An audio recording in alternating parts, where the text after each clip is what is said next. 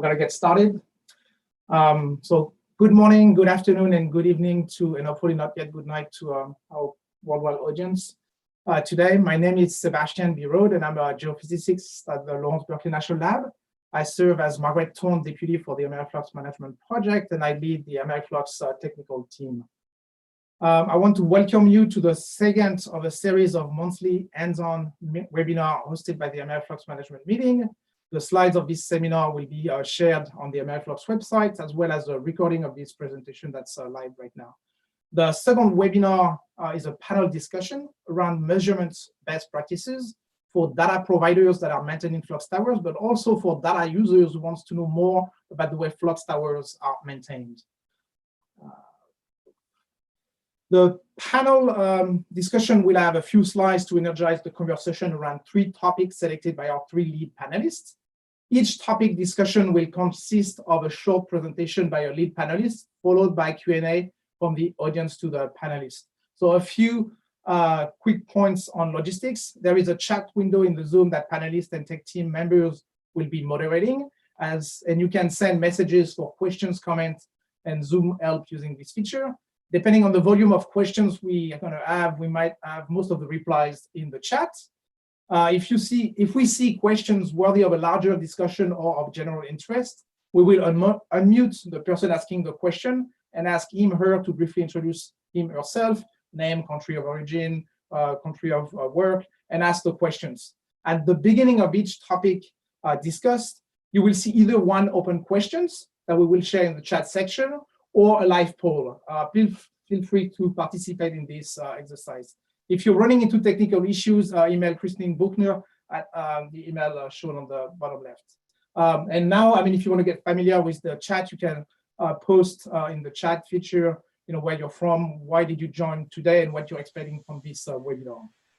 First of all, I would like to introduce the members of the AmeriFlux Management Project Tech Team, and that are here to serve the AmeriFlux community. So this is Stephen Chen, Hao-Sun Chu, Sigrid Dengel, that are pictured here in the bottom right of the screen.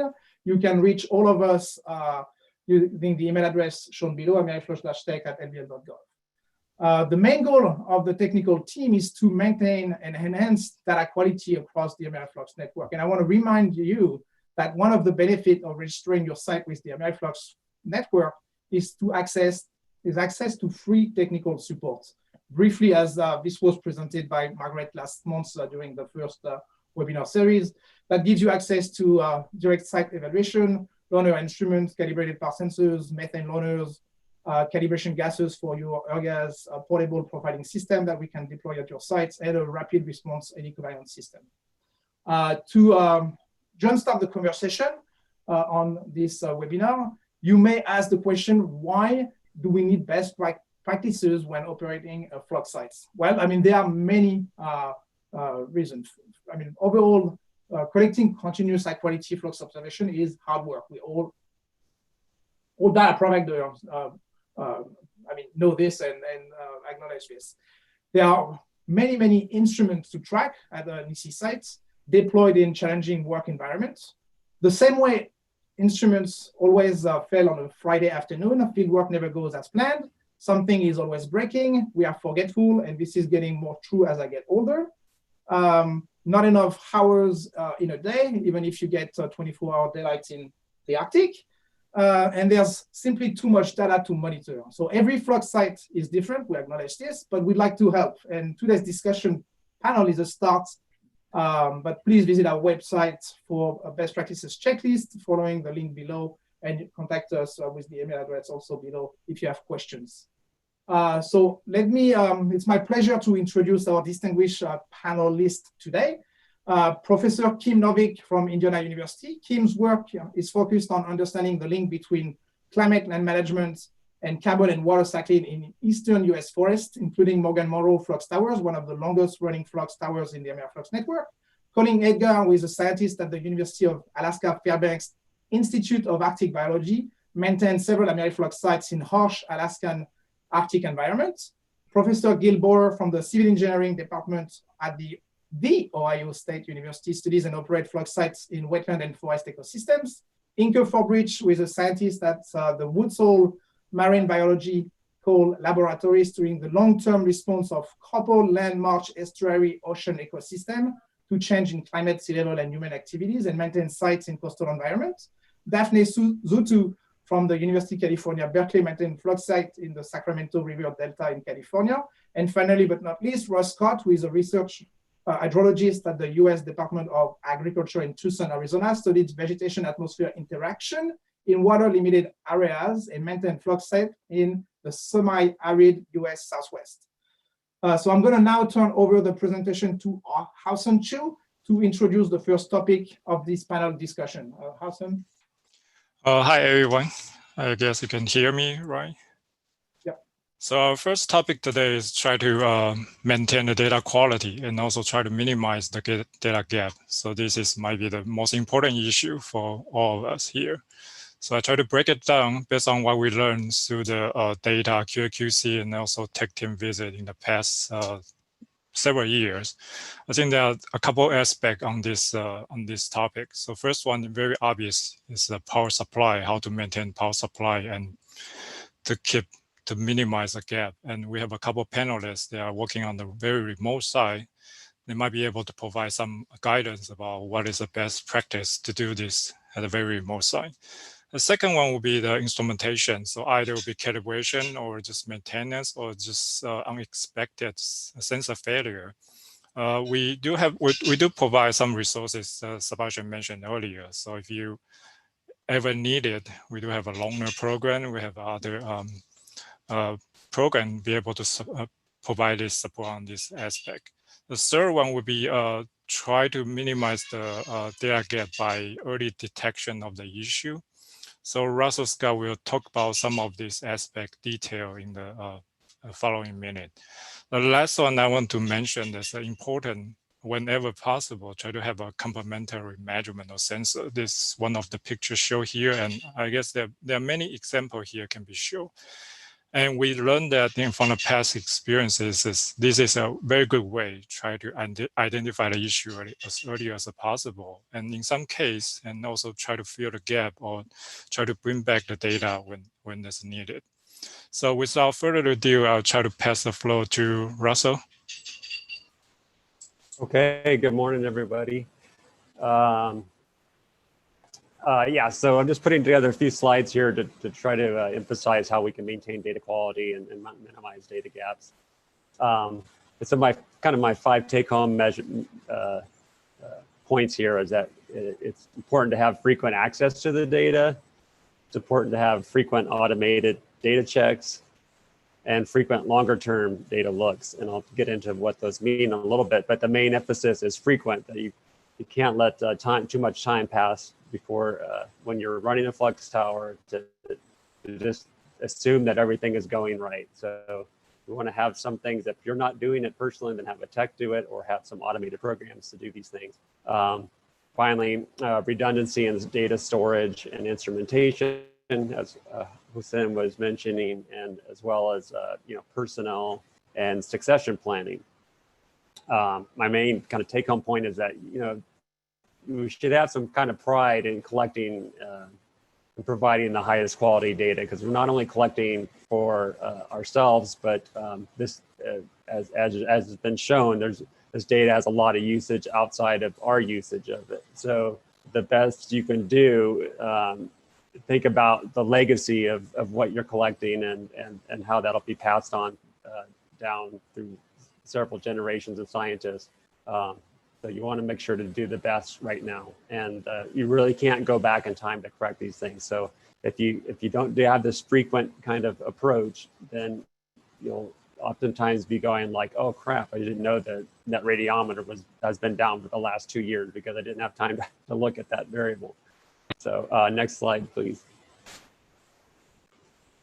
So I run a network of flux tower sites down in southern Arizona.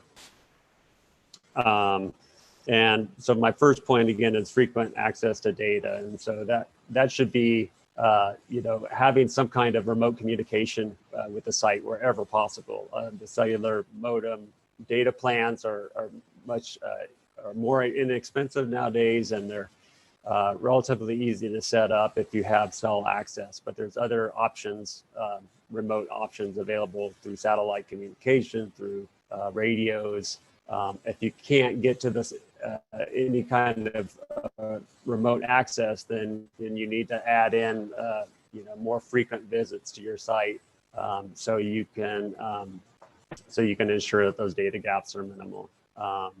Also, that it's ideal to that the data should be coming in at least maybe once a day, if not more times, and then if that high frequency data, that 10 or 20 hertz data for eddy covariance that you need, if that's not coming in, because oftentimes bandwidth issues, that's a lot of data to bring in, make sure to store that remotely. And then if you can have the data logger be processing that 30-minute data as well, so you can at least get that 30-minute covariances,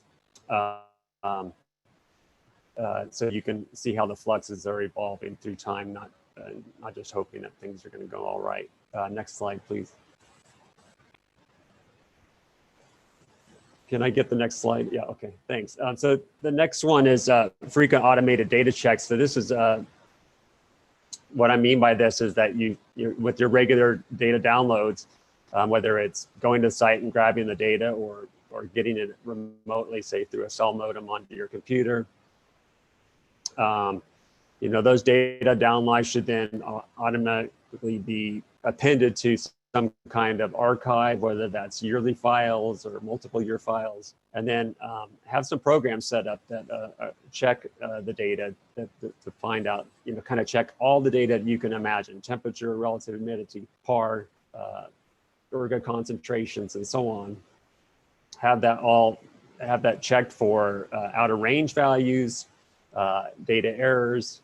Some of the instruments give error codes as well. Also, you want to be, again, looking at the battery and power supply.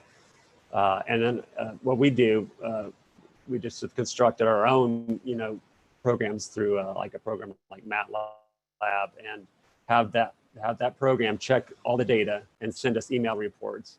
So that means we don't have to go to run that program and pull that data up. The information's right in the email report. So this is just an example of a report that says, that the battery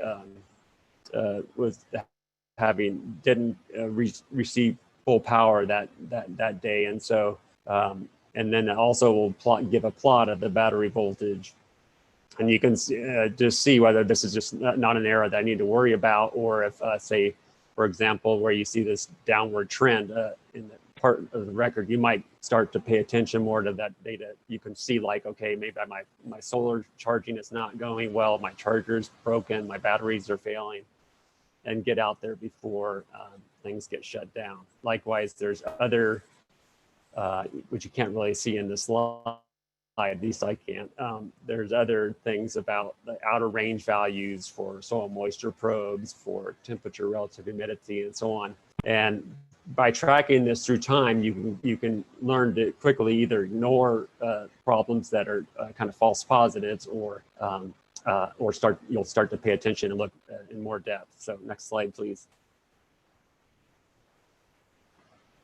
So what I mean by frequent longer-term data looks is then, of course, instead of these automated daily kind of error reports, have a program that you can just say, run program, and it'll plot up 10, 15 different plots of different variables for you to easily look at and see, okay, yeah, things are going well. This is an example, like what are the CO2 concentrations done over the last 15 days? What are the water vapor concentrations with respect to the water vapor concentrations estimated from a temperature relative humidity probe? So you can see that this helps you to track drifts and concentrations, leading to calibration drifts, where you can figure out when you need to go out there to recalibrate things. And then also, when you do these longer term looks, have some place that you write down what needs to be fixed or what needs to be checked when either you or that technician go out to the field. So that's a really important thing, is to emphasize, is have this kind of running list of things like, oh yeah, next time we go out, we got to look at this and that and so on. instead of just trying to commit it to memory, or they're getting out there and going, oh, I forgot to check that because I forgot all about that. Next slide, please. Here's just a couple of other examples of longer term data looks. Like this is looking at average energy balance terms, net radiation, ground heat flux, sensible and latent heat flux, and the error or the imbalance of those fluxes. So you can see how your energy balance is being measured. You can also look at what the average energy balance, average diurnal energy balance looks like over the last 24 hours, averaged over 24 hours for the last week, and versus 2 weeks ago. You can see that the net radiation, ground heat flux, latent heat flux, and so on, they look pretty good. You can also see how the average diurnal carbon dioxide flux has changed from over the last week versus 2 weeks ago, just to give you an idea. Okay, yeah, everything's being measured, looks good, in line with expectations of what's going on. Next slide, please.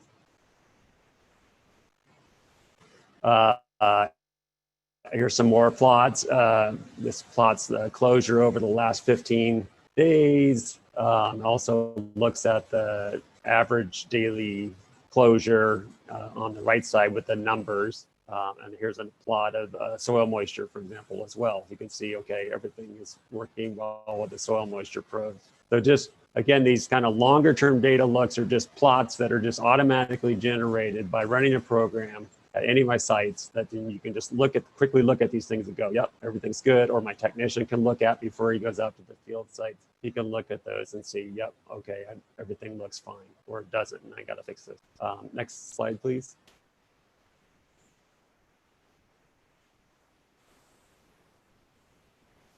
And then the final 2 points are to have redundancy in your data storage and instrumentation.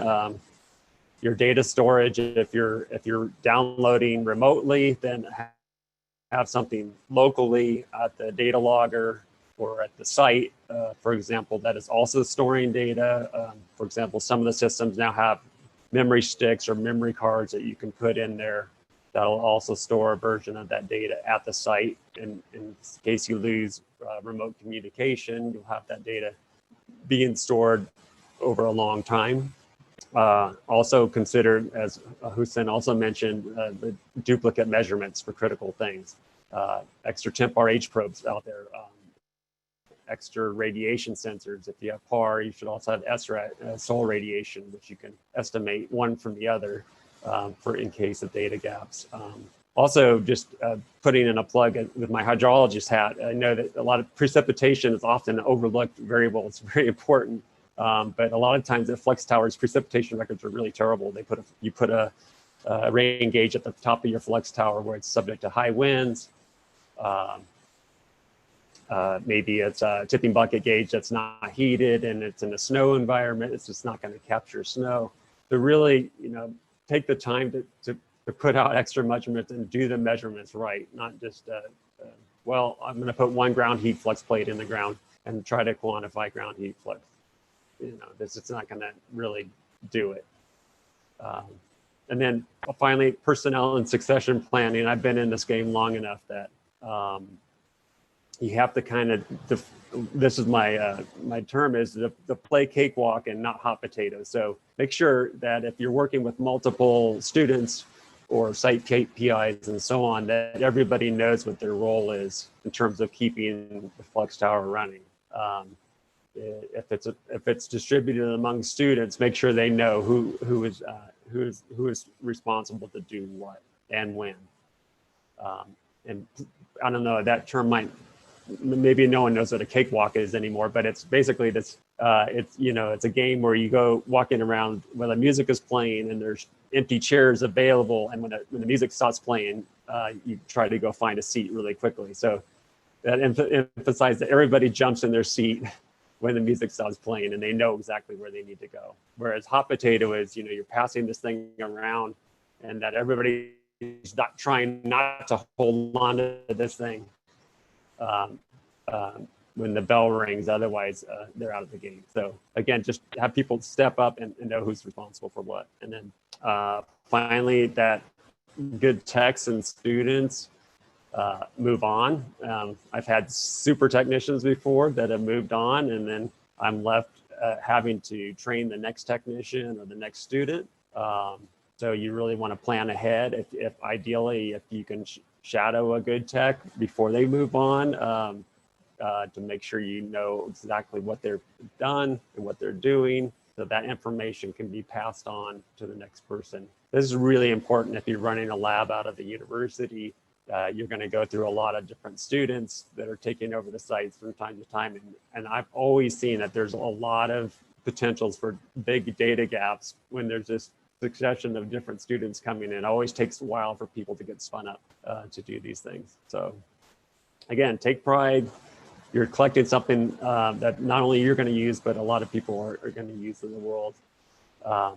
And again, you can't go back and correct things or you can't go back and go, wish I could have measured this. You can't do that anymore. So it doesn't help. It helps to make sure to think as you're going through time, making sure that you're doing the measurements that you need to have to do the analysis that you want. And that's it for me. Thank you. All right, thank you, Russ. I think we have a couple of minutes for maybe a couple of questions. Is that right, Sebastian? Yeah, we have about 4 minutes, 5 minutes. Okay. Yeah, I'm looking at the chat. I think there are a couple of questions about the power supply, and so maybe we can have Colin and maybe Gil can talk about this briefly. And also another question will be on the data visualization, a quick check. So maybe later, Daphne, you can talk something about that. So Colin, you want to say something about the power supply, how you guys handle that in the Alaska? Yeah, I can. I have a few thoughts about that. I think things are a little different for remote sites, especially extremely remote sites where maybe you only get there a few times a year. And I think having a really good design is obviously important, just like for any system like that. But having in cold climates, really understanding the factors well will really go a long way to help things work out as expected. I think another thing worth mentioning is having really good control over your power use. A lot of our systems, we run relays and other controls where we can shut off the eddy system in the event that the power gets too low, so that we don't ruin our batteries and miss a whole winter of data. And then hopefully we can get out there and say charge the batteries, and then everything will come back on again. So then we've lost data, but it saved our system. So things like that I find to be really, really good solutions for us.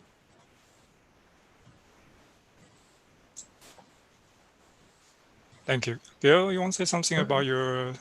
Yeah, so we had the recommended marine deep cycle batteries, but did not have the relays Colin is talking about. So typically every year around November, we will go into the trouble of the batteries get drained, and our site, you cannot access it once the ice begins because it's in the middle of a wetland. So you need to kayak through, and if there's ice, you cannot kayak, but it's never safe enough to walk on.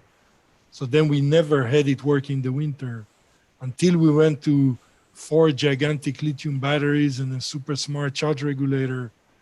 And as soon as we installed that, there was a flood and we lost 1 solar panel.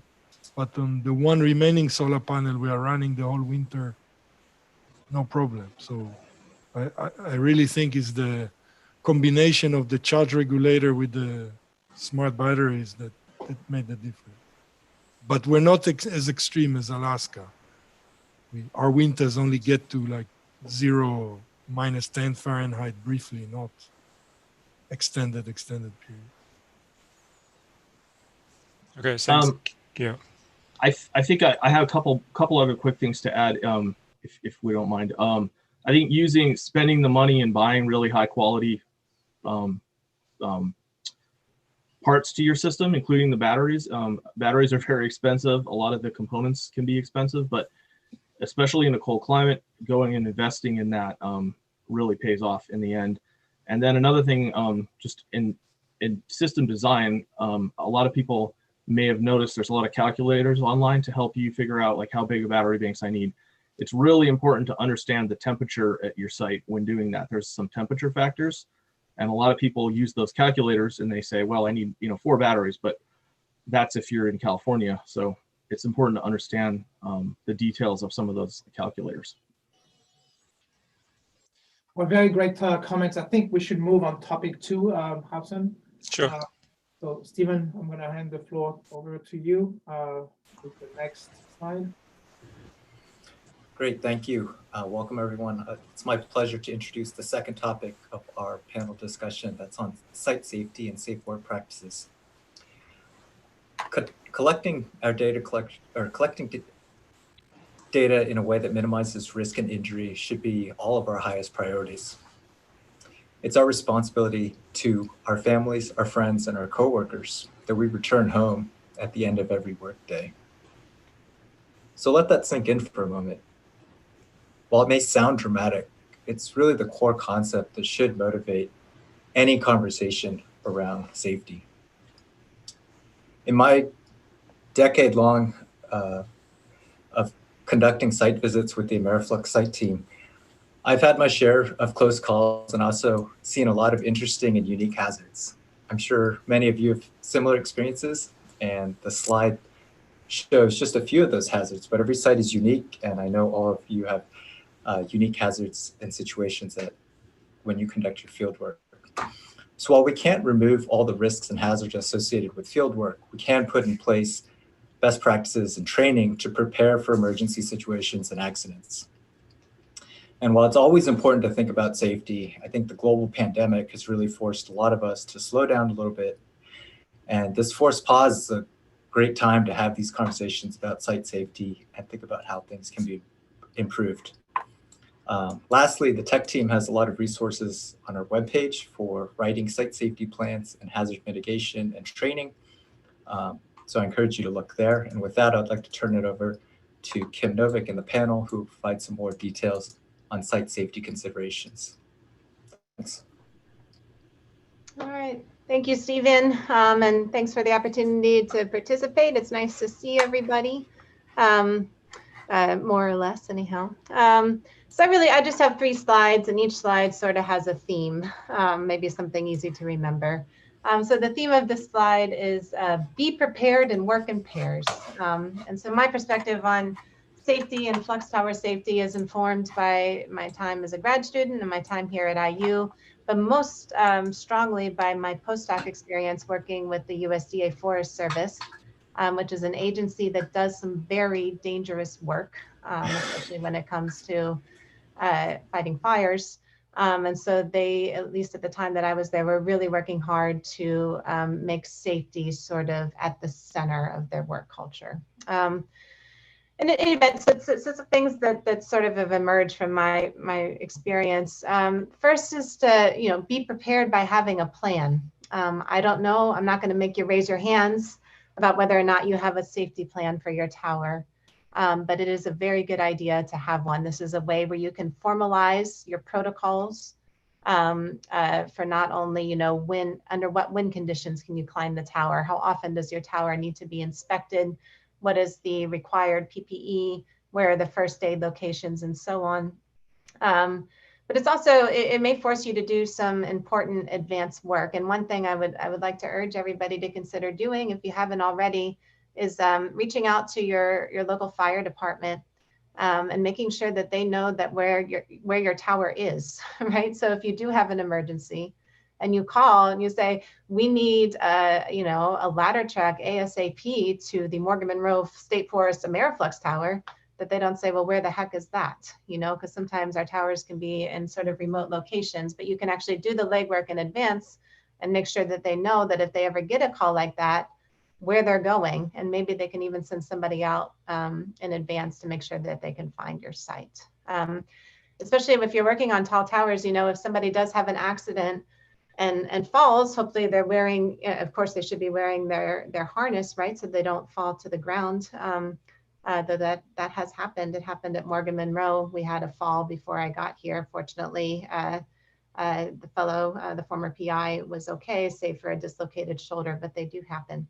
The point is, if you do fall and your harness catches you, but let's say you're sort of dangling, In fact, that can be a very dangerous position to be in because our harnesses that we use, unless you have the really fancy ones, are fall protection harnesses. They're designed to catch you, but they're not designed for you to be situated in for a long time. In fact, it can cut off the flow of blood to your legs, which is actually quite dangerous as well. So you need to make sure that you are ready and prepared to have somebody come and help you down from the tower if you're in a difficult position. On that note, when it comes to team trainings, our institutions probably all have a minimum set of trainings that we need to go through before we're allowed to do activity X and activity Y. But if you have the time and the will and the resources, do consider going beyond the minimum. So for example, first aid training might not be required, but it sure is good for some of your team members to have it.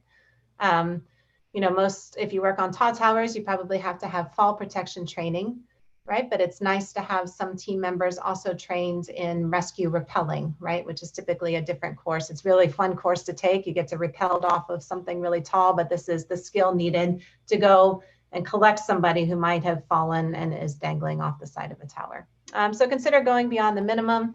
And then certainly when anybody's working at height, but just in general, to every extent possible, try to work in pairs. More on that on the next slide. I want to take a minute to talk about the human dimensions of fieldwork safety. There are quite a few. One very important thing to recognize is that some team members are at elevated risk from human threats in the field compared to others. Some demographics are at elevated risk of physical or sexual assault. Others are at elevated risk of harassment or having the police called on them or that sort of thing. So you need to be aware of this before you send your team out.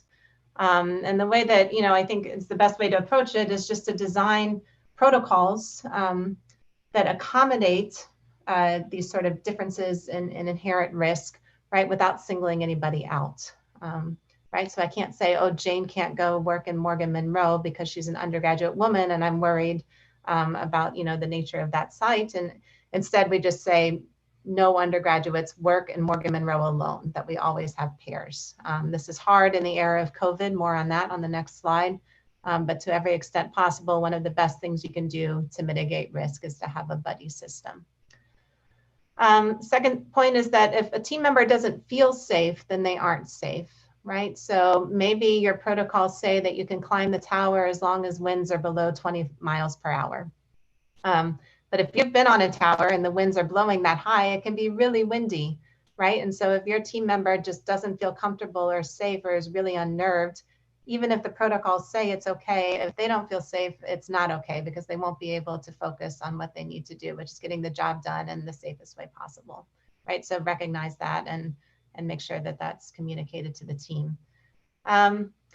You should empower everybody on your team to feel free to speak up about safety concerns, right? Not just whoever is apparently in charge, but even the youngest or newest member of the lab should feel like that they can voice their concerns about safety. And then just reiterate repeatedly that safety comes first. I know I've experienced this, and I'm sure you all have too, that maybe you're working on a calibration and you're very near the end of it and you hear thunder. And you're like, man, if I can just have 5 more minutes, I can get this done. And you probably could, but it's not worth it, right? Remind yourself, it's just not worth it. You can come back and finish the calibration, right? But it would be very hard to recover from a lightning strike on a tower with somebody on or near it, okay? So remind your students, remind your team that safety comes first. Next slide and last slide.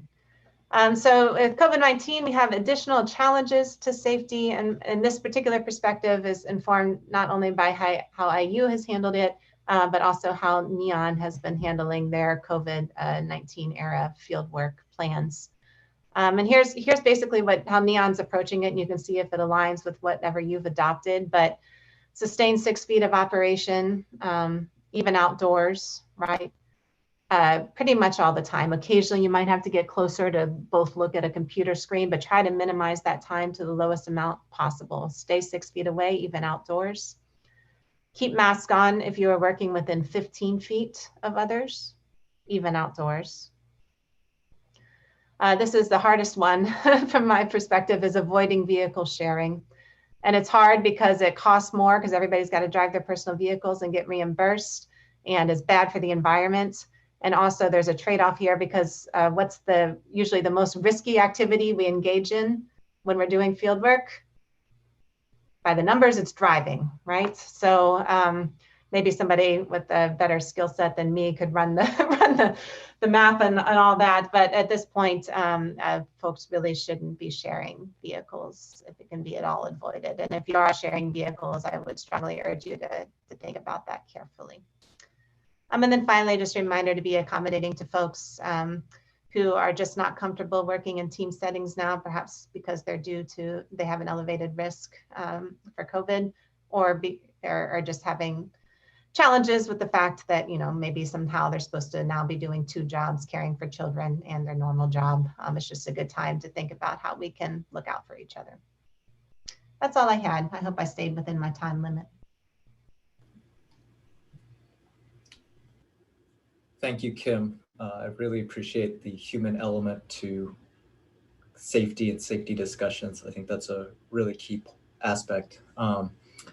We had some nice conversations in the chat during Kim's talk, and I wanted to first invite Colin to share his thoughts on satellite devices, and then maybe also ask Inke to provide some comments about how she's been working, how her and her team have been working dealing with COVID, because I think there's some unique challenges that they face in going to the field and also working on boats. So first turn it over to Colin. Yeah, I assume you're referring to my comment about people knowing how to use inReach type devices and also sat phones. Here in Alaska, we have everybody takes a sat phone. A lot of people have inReaches nowadays, even their own personal inReaches. And I've noticed that many people are not familiar, maybe at all, or very familiar in how to use them, especially in an emergency situation where you're not thinking as well, or maybe your phone won't link to your inReach now all of a sudden, and then you don't know how to run it without your phone. So those sorts of things are really great safety devices, but it's really important that everyone understands how to use them. And people feel comfortable speaking up and being like, yeah, I don't know how to use it, because I've noticed a lot of people have, like technology shame or whatever about these, like they don't want to speak up and say, oh, I don't know how to use an inReach. And so, carrying something like that is worthless unless people know how to use it. So that was my point.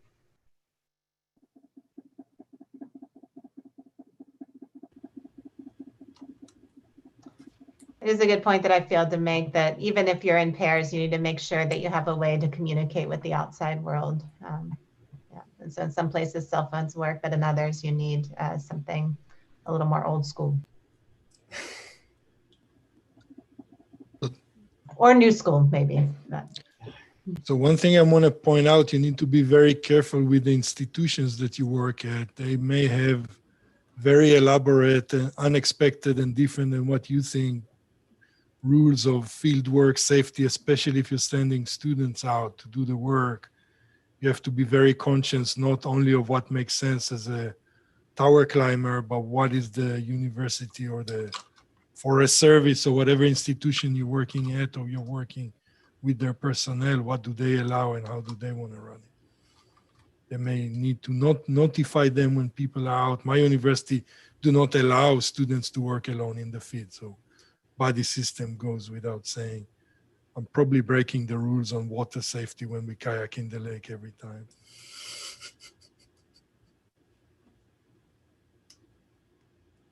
Inke, you want to chime in on the COVID briefly?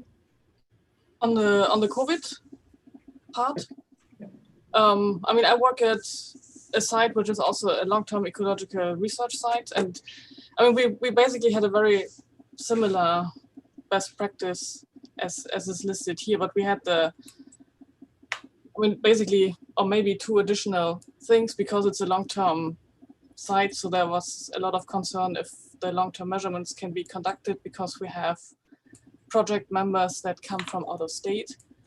So that's probably everyone had to deal with that. I mean, is there going to be interruption in data collection, or how can we help support that if we because a couple of us at least had access to the site. So that was a kind of priority question of which part to prioritize. And the other thing is also, I mean, similar to other sites as well, we have a lot of students, I mean, also PhD students. So, and we kind of decided that their work would get priority because they're often on scholarships, so in very limited time, and they need to get their data to finish their studies. So that was the second part. You mentioned boats. I mean, that's more like a general safety issue. So we do have sites that we can only access at certain times depending on the tide, and we can only get there by boat. So we do have an extra boat safety training for that. Thank you. Let's move. So I just shared also the result for the poll result for the poll we did for topic number 2. Hopefully everybody could see this. And we're going to move to now topic number 3 that Sigrid is going to introduce.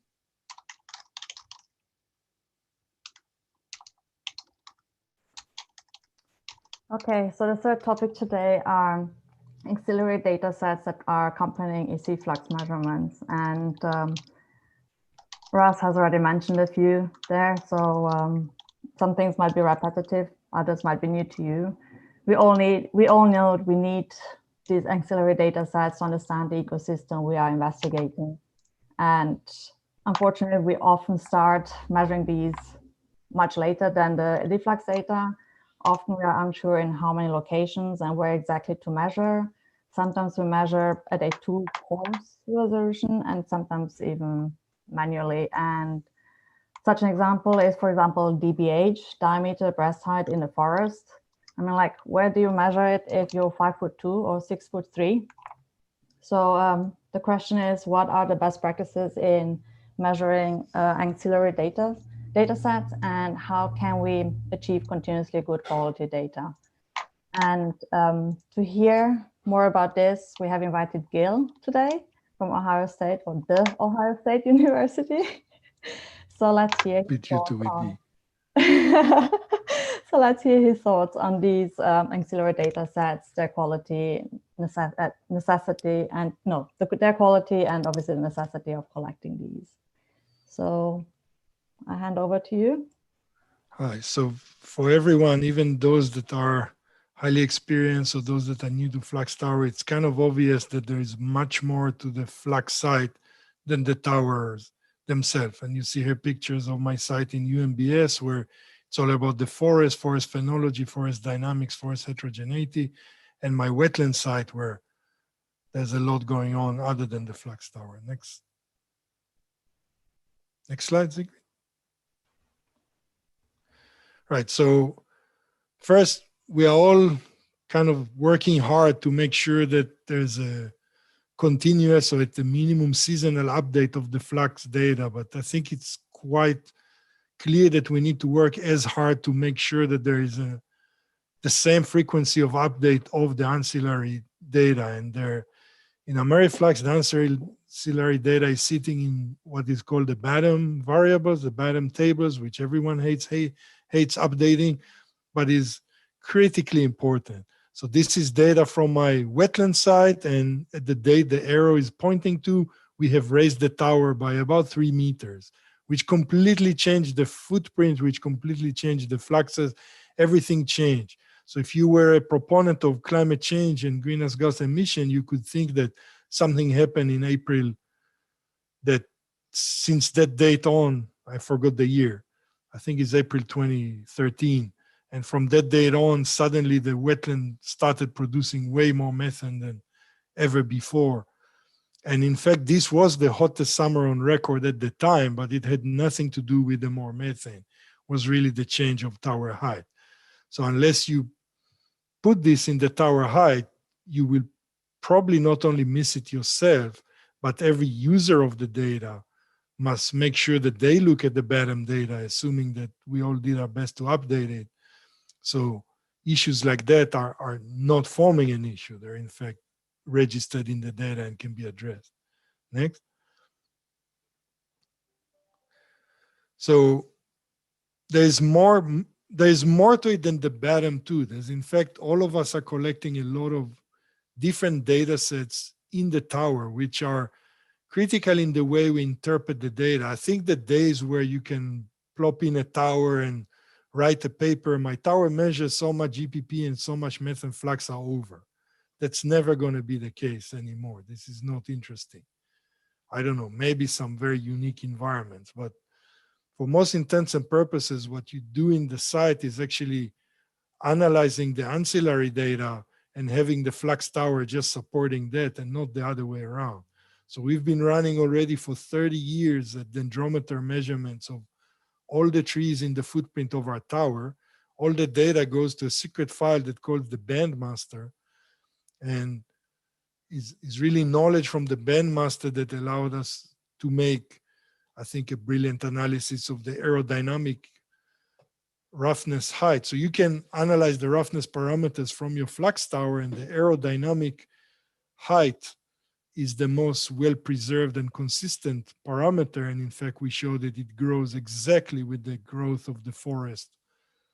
So it's a very, very effective parameter. But if we didn't have the ancillary data of the tree bands from which we can translate using site-specific allometric equation, which is another ancillary data, to tree heights, we could not know the average height of every stem in the forest.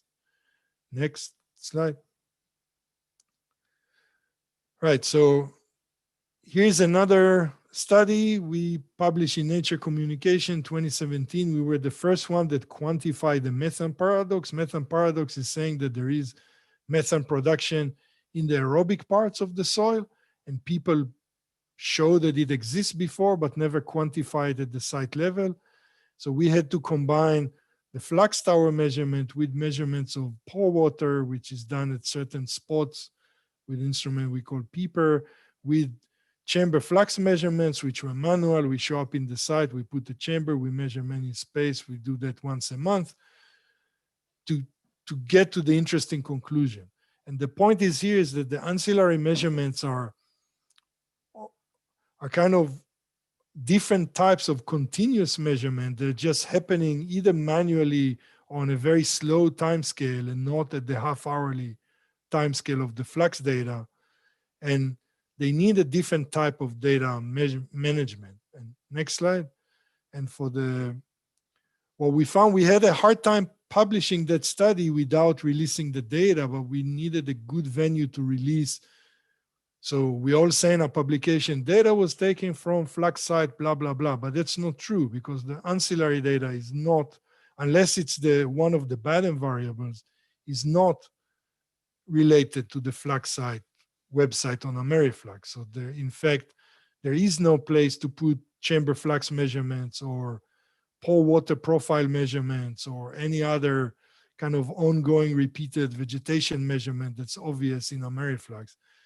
And for that, we found that ESS Dive, which is a database of the Department of Energy, was super, super useful. We worked with Danielle in AmeriFlux. AmeriFlux made me kind of a sub-user of the AmeriFlux folder in ESS Dive. So ESS Dive is a database for any Department of Energy generated data. They acknowledge AmeriFlux as a Department of Energy project. So every one of us that collects data that's in an AmeriFlux site can put that and affiliate it with the AmeriFlux management site, but then you get your own data published with the DOI. It's like a paper that can be referenced. So then when you publish the paper, you can say the flux data was on AmeriFlux DOI, all the other related data was on my linked ESS Dive site, which is linked to your AmeriFlux site. And again, you can work with them.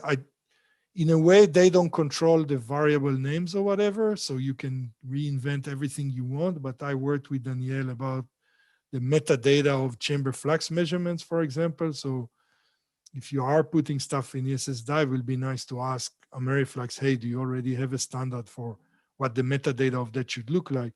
If not, let's make something reasonable together. If yes, just use the current metadata. And it's making your data much more powerful and much more useful and discoverable when it's sitting in a public way than if it's hidden in some file on your computer that, because you failed to make a succession plan, will disappear as soon as your student graduates and the new student crashes the computer and get a new one. That's it.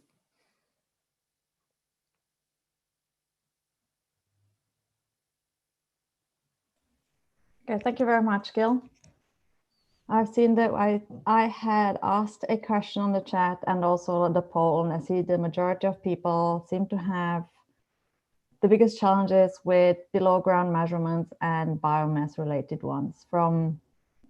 We see from soil temperature to grass coverage, percentage of grass coverage in semi-dry environments. We had people that said, wait a second, I'm gonna jump. Ground level species phenology we had there. So would, for example, drone images help in improving these challenges or the lack of these informations? So I think drone images for themselves are fun. And again, there's no place in AmeriFlux to post them, but you can post them in ESS Dive as a data set. ESS Dive accepts many different data formats, and GeoTIFF is one of them. What I think will be very useful is classified drone images. So if you can look at the drone image and either manually or with some sophisticated algorithm, identify tree crown, identify species, then it will become really powerful to run a footprint from, which is my wet dream, to have a meter scale classified footprint for every flux site ever, because I think it's obviously needs to be done and the world is ignoring it. But yeah, the below ground measurement, I know there are protocols for what the metadata of vertical profiles of everything in the soil should look like. I use that for my pore water measurements. So if you are willing to work with Danielle, just get the format, put your data in that format. ESS Dive is a fantastic place for it, and everyone can use it and cite it from there. I don't know about biomass. I think some of the biomass, there is a bottom for biomass. There's a bottom for vegetation, which can include biomass. So, but it's kind of clunky. I hate using it. Again, our bandmaster is not public yet, which is unfortunate. Mostly because we are lazy here. We're all very busy. We're not lazy, we're just busy. We've been busy for 20 years now. Any other questions?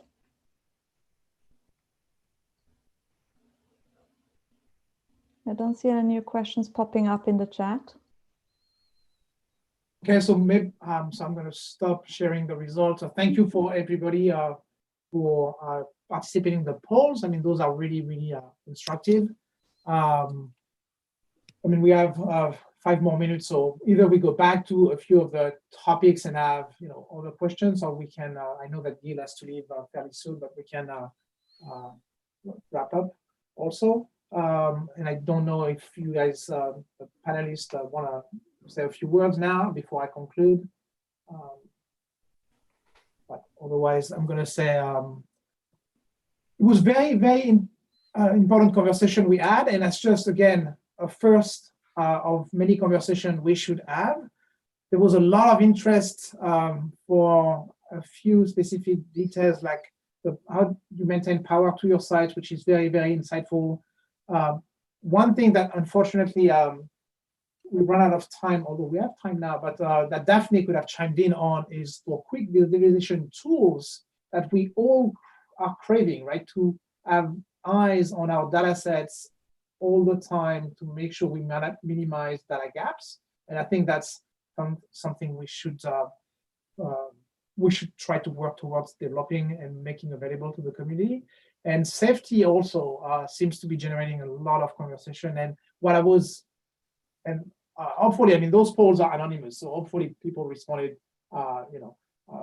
the way they felt. But it seems that all the participants or people that participate in the polls that are registered with webinar said they have access to necessary trainings to maintain safety when they do their field work, which is really good. I mean, that's what we want to hear, right, as a community. So I think it's a very important point.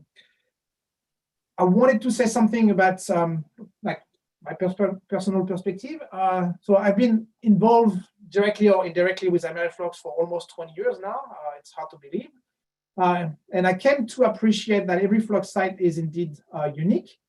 But for most, that AmeriFlux network is a community of people. And that as such, we should do more to build knowledge community, like not only community of people, but the knowledge that is not yet shared fully within the AmeriFlux network is incredible. I mean, I don't know if we have all the answers to every problem, but as a community, we probably do. So now building community knowledge would be probably a very key thing that we should push forward.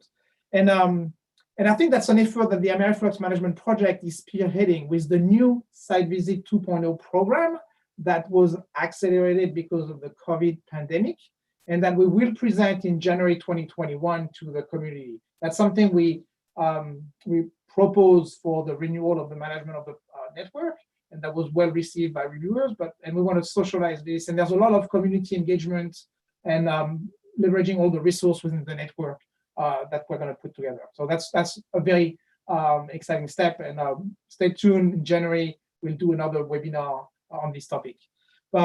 In closing, I want to say that the next webinar will be led by Gilberto Pastorello from the data team on October 19. Gilberto will present requirement for processing a site using OneFlux, which is the software package that Gilberto has developed for gap filling, partitioning of eddy covariance data. So very exciting webinar as well coming up. I want to thank all the panelists for joining this panel discussion, and thank you all for attending this webinar.